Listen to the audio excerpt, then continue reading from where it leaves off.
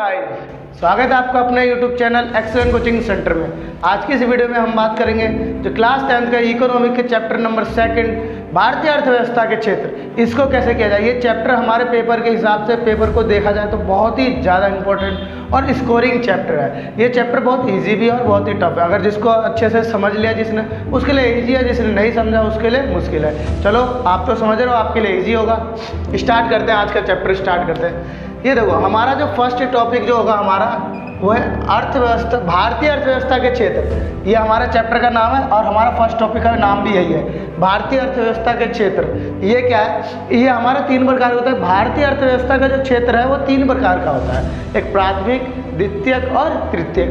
ये क्या भारत का ही होता है क्या 3 प्रकार? नहीं, ये ऑल ओवर वर्ल्ड में होता है। जितने भी देश है वर्ल्ड के अंदर में, सबका अगर पूछा जाए कि अर्थव्यवस्था के क्षेत्र क्या है, सबका अर्थव्यवस्था के क्षेत्र 3 ही होते हैं। इससे ना ज़्यादा कभी बना है, ना ज़्यादा कभी होगा, इन द फ्यूचर में भी नहीं होगा।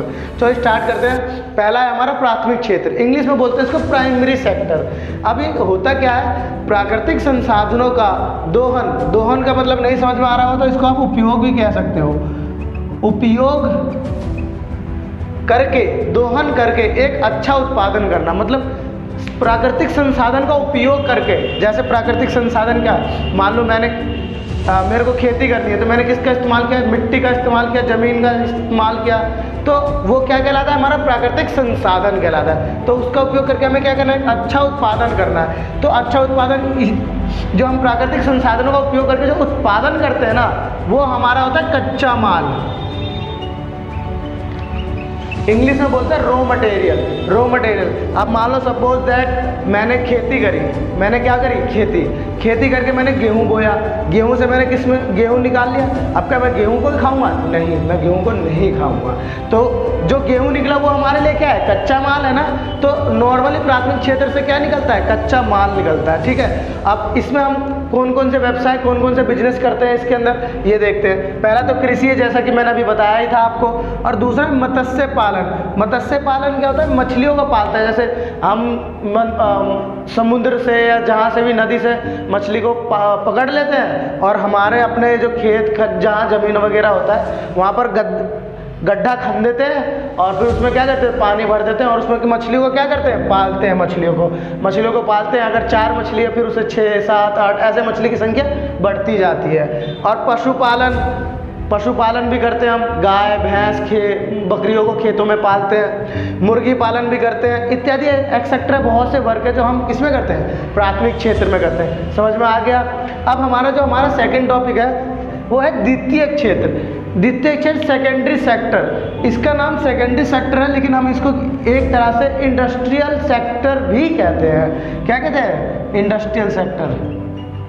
इंडस्ट्रियल सेक्टर, इंडस्ट्रियल सेक्टर कहते हैं। अब सर इंडस्ट्रियल सेक्टर कब कहेंगे, सुनो मैं बताता हूँ। प्राथमिक उत्पादों का उपयोग करके उद्योग द्वारा नया उत्पादन करते हैं। मान लो जो प्राथमिक उत्पादन हमने किया, जो प्राथमिक में जो हमने उत्पादन किया, जैसे गेहूँ, चावल, चना, अनाज, जो भी हमने उत्पादन किया है उसका इस्तेमाल करके क्या करते हैं, एक नया उत्पादन तैयार करते हैं, नया उत्पादन क्या करते हैं, नया उत्पादन तैयार करते हैं। और इसको इंडस्ट्रियल सेक्टर क्यों कहते हैं। अब मेरे को मान लो गेहूं से क्या बनाना है, आटा बनाना है, तो कहाँ जाऊँगा मैं, इंडस्ट्री में तो बनेगा, किसी फैक्ट्री में बनेगा, इंडस्ट्री में बनेगा, इसीलिए इसको इंडस्ट्रियल सेक्टर नाम दिया गया।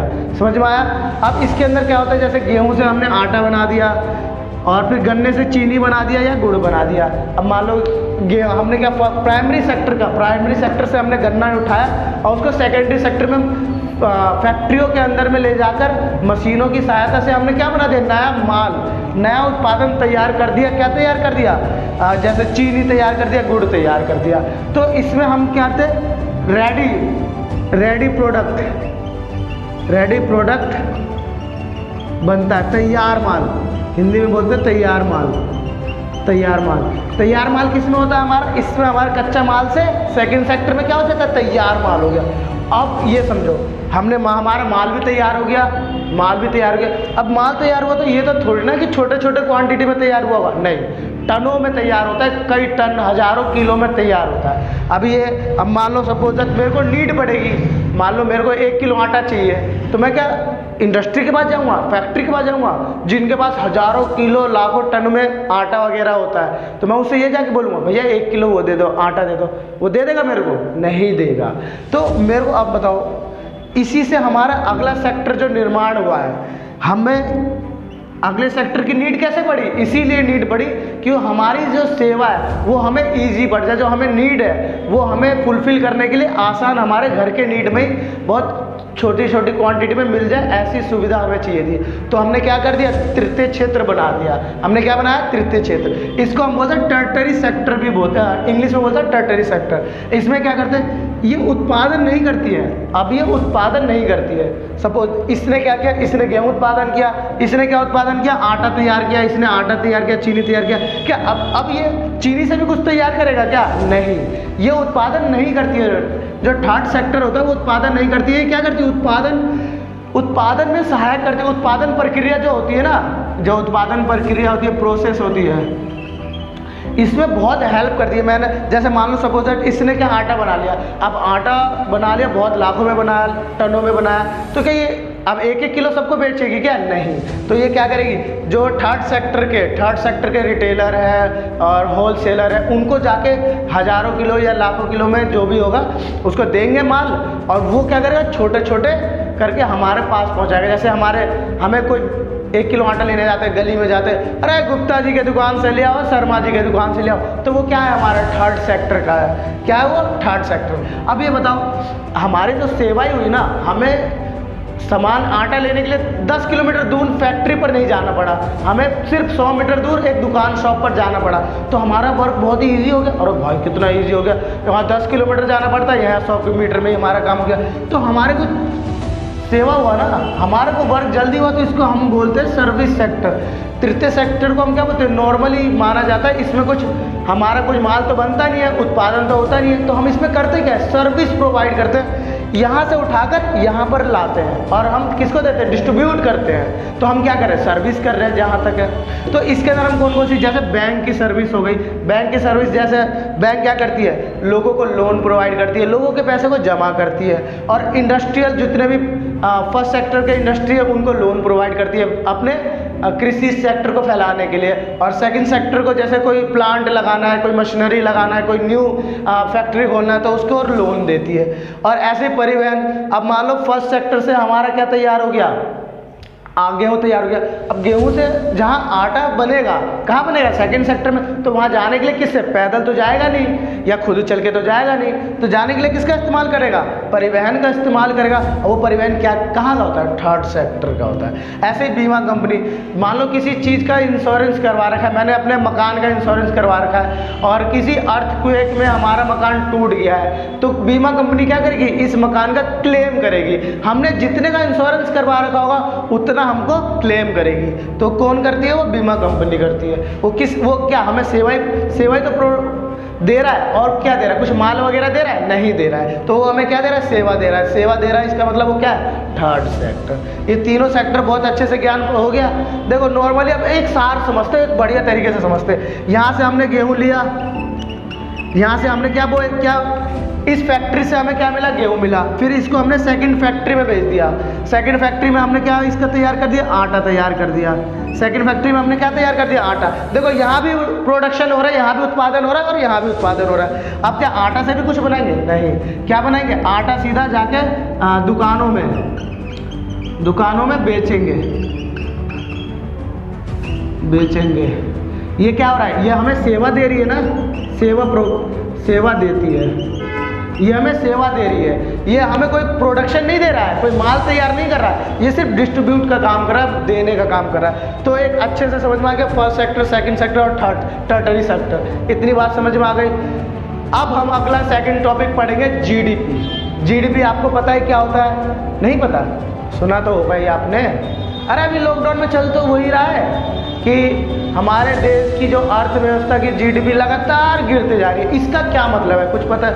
कुछ आपको पता है तो हमें भी बताओ। नहीं पता? चलो हम बताते हैं। इसका मतलब जीडीपी गिरने का मतलब है जो प्रोडक्शन लेवल है वो गिरता जा रहा है। समझ में आ रहा है क्या कहने का मतलब है? जो जीडीपी बढ़ती है तो उसका मतलब क्या होता है? जीडीपी का फुल फॉर्म होता है ग्रॉस डोमेस्टिक प्रोडक्ट। इसमें क्या होता है कि जिस रेट से हमारा जो प्रोडक्शन बढ़ता है, जैसे एक साल में पहले हम इतने कुंटल तैयार करते थे, अगले साल इतना, तो जो बढ़ा है वही हमारी क्या कहलाती है, जो बढ़ती है वो कहलाती है जीडीपी। और इस समय लॉकडाउन के टाइम में तो प्रोडक्शन हो ही नहीं रहा, तो वो प्रोडक्शन लेवल क्या आ रहा है, धीरे धीरे धीरे धीरे धीरे नीचे आ रहा है, जिस वजह से हमारी जीडीपी भी नीचे आ रही है। समझ में आ गया? अब जीडीपी पढ़ेंगे, बहुत अच्छे से पढ़ेंगे, मजा आएगा पढ़ने में। और हाँ, अगर वीडियो अच्छी लग रही है तो लाइक सब्सक्राइब तो कर ही देना बच्चों, यही आशा रखेंगे आपसे और कुछ नहीं। और पेपरों में हम आपको टॉपर जरूर बनाएंगे, बस हमारे साथ अंत तक लगे रहना पेपरों तक, और कुछ नहीं। बाकी टॉपर बनाने की गारंटी हम। सेकंड टॉपिक है हमारा सकल घरेलू उत्पाद, इंग्लिश में बोलते हैं ग्रॉस डोमेस्टिक प्रोडक्ट, जिसको हम बोलते हैं जीडीपी। जीडीपी सुनते ही आपके माइंड में बहुत सी आशंका आती है, जीडीपी जीडीपी। अभी लॉकडाउन के अंदर में सब यही बात चल रही है कि जीडीपी जीडीपी गिर रही है, भारत की लगातार गिर रही है। तो ये जीडीपी है क्या, अब इसको हम समझेंगे, बहुत अच्छे से समझेंगे। देखो जीडीपी क्या होता है, जीडीपी होता है किसी एक वर्ष में किसी देश की घरेलू सीमा के अंदर तीनों क्षेत्रों द्वारा उत्पादित वस्तु एवं सेवाओं की अंतिम मूल्य क्या होता है, जो उसका फाइनल गुड्स रेट होता है, जो हम फाइनल जिस रेट में हम खरीदते हैं उसको हम क्या बोलते हैं, जीडीपी बोलते हैं। अब इसको हम समझते हैं, कोई एक देश है, मान लो ये भारत है हमारा, ये भारत मान लो एक वर्ष के अंदर में ये भारत की क्या है, भौगोलिक सीमा है। इसके अंदर एक वर्ष में जो उत्पादित वस्तु एवं सेवाओं जो तीनों सेक्टर से आ रहा है, जो तीनों सेक्टर की वस्तु एवं सेवाओं जो हो रही है, उसके जो फाइनल रेट है, जो फाइनल रेट या फाइनल प्राइस जो भी, उसको हम क्या बोलते हैं, जीडीपी बोलते हैं, ग्रॉस डोमेस्टिक प्रोडक्ट बोलते हैं। समझ में आ गया अच्छे से? ऐसे ही अपना पाकिस्तान का अपना होता है, नेपाल का अपना होता है, चाइना का अपना होता है जीडीपी। ये जीडीपी रेट होता है, आपको पता ही होगा कि चाइना की जीडीपी रेट है ये चल रही है, इंडिया की जीडीपी रेट चल रही है। मतलब उससे ये पता लगता है कि जो हमारे भारत के अंदर में जो वस्तु एवं सेवाओं का उत्पाद हो रहा है, प्रोडक्शन हो रहा है, वो किस स्पीड से हो रहा है, किस रेट से हो रहा है। जैसे बताते हैं 7% ये परसेंट चल रहा है हमारा जीडीपी रेट, तो वो ये कह रहा था इस स्पीड से यहाँ पर प्रोडक्शन बनने जा रहा है एक देश की भौगोलिक सीमा के अंदर में। समझ में आ गया बहुत अच्छे से? अब जो हमारा तीसरा टॉपिक है, तृतीय क्षेत्र का बढ़ता महत्व। इस टॉपिक को मैंने पता क्यों लिया यहाँ पर, इसको मैंने यूँ लिया क्योंकि जीडीपी में इसका बहुत अहम योगदान था, बहुत ही अहम। इसका नॉर्मली लगभग 50% या 55% जो है तृतीय क्षेत्र का योगदान होता है, किसमें, हमारे जीडीपी में। इसीलिए मैंने ये टॉपिक समझाने के लिए ये टॉपिक को भी लिया। अब हमारा तृतीय क्षेत्र का बढ़ता महत्व क्या है, मान लो कि कोई देश है, किसी देश में किस चीज़ की आवश्यकता होती है, मेन अस्पतालों की आवश्यकता होती है, ट्रेनिंग इंस्टीट्यूट की आवश्यकता होता है, परिवहन की आवश्यकता होती है, बैंकों की आवश्यकता होती है, इत्यादि की आवश्यकता होती है, जो कि हमारे क्या है, जो कि हमारे थर्ड सेक्टर में आते हैं। जैसे बैंक, हमारे अस्पताल है, ये हमें क्या, हमें सर्विस प्रोवाइड करते हैं। हम रिक्शे में बैठते हैं, वो हमें कुछ देता है, नहीं देते, वो हमें क्या सर्विस देते हैं। अब हमने ट्रेनिंग इंस्टीट्यूट में हमने क्या लिया, ट्रेनिंग लिया, वहाँ पे हमने सर्विस सीखी कि दूसरों को सर्विस कैसे देनी है, वो ट्रेनिंग इंस्टीट्यूट में। और अस्पतालों में क्या, तुम्हें इलाज करके ठीक किया जाता है, तुम्हें अच्छी सर्विस दिया जाता है। तो समझ में आया? तो ये क्या कहलाता है, इन जो ये हमारे अस्पताल, शैक्षणिक संस्थान, परिवहन, बैंक, ये हमारी बहुत आवश्यकता हो जाती है किसी देश की, किस लिए, तृतीय क्षेत्र के बढ़ते महत्व को देखते हुए। समझ में आ गया पॉइंट? अब हमारा अगला पॉइंट है, देखो कृषि एवं उद्योग। कृषि, जहाँ आपको पता है कृषि क्या होता है, फर्स्ट सेक्टर होता है, और हमारा उद्योग क्या होता है, सेकंड सेक्टर होता है। जब हम इन दोनों के विकास की बात करते हैं तो किसकी विकास की बात करने के लिए हमें किसकी आवश्यकता पड़ती है, थर्ड सेक्टर की आवश्यकता पड़ती है। जैसे कि मान लो बैंक है, बैंक क्या करता है, जब किसानों को किस खेती करना है और ज़मीन चाहिए, उस पर पैसा नहीं है, किससे लोन लेगी, बैंक से लोन लेगी, और ज़मीन खरीदेगी, और फिर क्या करेगा, उस पर प्रोडक्शन, खेती करेगी, खेती करके अपने बिजनेस को बढ़ाएगी। और ऐसे ही इंडस्ट्रियल का वही है कि कोई नया इंडस्ट्री खोलेगा तो भाई बैंक क्या करेगी, उसको लोन देगी। अब बैंक लोन देगी तो वो क्या करेगा, इंडस्ट्री खोलेगा, और क्या करेगा, वस्तु एवं सेवाओं का जो प्रोडक्शन है वो बढ़ाएगा। समझ में आ रहा है? तो किसकी सहायता से होती है, हमारे तृतीय क्षेत्रों की सहायता से होती है। अब मान लो जैसे कृषि एवं उद्योग के विकास के लिए तृतीय क्षेत्र का अहम योगदान है। अब मान लो मेरे को इसका विकास करना है, तो मान लो मैंने यहाँ पर क्या बनाया, गेहूँ बनाया, जहाँ कैसे रहा, अपने आप तो जा नहीं रहा, तो मेरे को जल्दी पहुंचाना है, जल्दी पहुंचाना है, तो मैंने किसका इस्तेमाल कर लिया, परिवहन का इस्तेमाल कर लिया, ट्रैक्टर का, कल्टीवेटर, जो भी एनीथिंग कुछ भी हम जो इस्तेमाल करते हैं उसका इस्तेमाल कर लिया। तो वो क्या कहलाता है, हमारा जो कृषि है वो जो कि विकास में मदद कर रहा है ना, वो मदद कर रहा है। परिवहन मदद कर रही है, क्या मदद कर रही है, परिवहन मदद कर रही है। और दूसरा बैंक भी मदद कर रही है। बैंक कैसे मदद कर रही है, मान लो लेन देन के लिए ईजी करती है बैंक लेन देन को ईजी करती है। अब जो भी हमारे कैश से लेन देन जो होता है ना, वो बहुत ही मान लो खतरादायक, मान लो हम कैश किसी को पता लग गया ना कि मतलब इसकी ये कैश लेकर जा रहा, तो हो सकता है कि मतलब वो उससे छीन ले, तो बैंक उस चीज़ को आसान कर देती है। समझ में आ गया 3 पॉइंट। अब चौथा पॉइंट ये है कि जैसे जैसे लोगों की आय बढ़ती है, जैसे जैसे लोगों की आय बढ़ती है, तो उनके जो शौक होते हैं ना वो बढ़ता चला जाता है। जैसे वो सोचते हैं मेरे बच्चे प्राइवेट हॉस्पिटल में जाए, मेरे बच्चे कहाँ पढ़े, प्राइवेट स्कूलों में पढ़े, और वो बहुत ज़्यादा खरीदारी करने लग जाते हैं, महंगे महंगे कॉस्टली प्रोडक्ट को खरीदना पसंद करते हैं और अपने पास रखना पसंद करते हैं। कब, जब उनकी आय बढ़ती है। जब आय बढ़ती है तो वो क्या करते हैं, उन्हें घूमना भी पसंद हो जाता है। फिर वो घूमते हैं बड़े अच्छे अच्छे पर्यटक प्लेस पर। जैसे पर्यटक प्लेस क्या हो गया, सिंगापुर हो गया,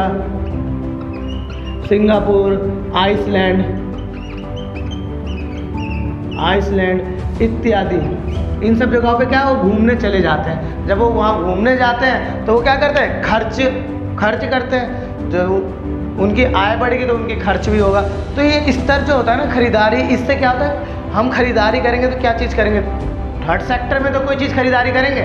और हम कहीं पे घूमेंगे, किसी निजी हॉस्पिटल, मैंने बताया था हॉस्पिटल किस में आता है, थर्ड सेक्टर में आता है। हमारे स्कूल थर्ड सेक्टर में आते हैं, पर्यटक प्लेस थर्ड सेक्टर में आता है।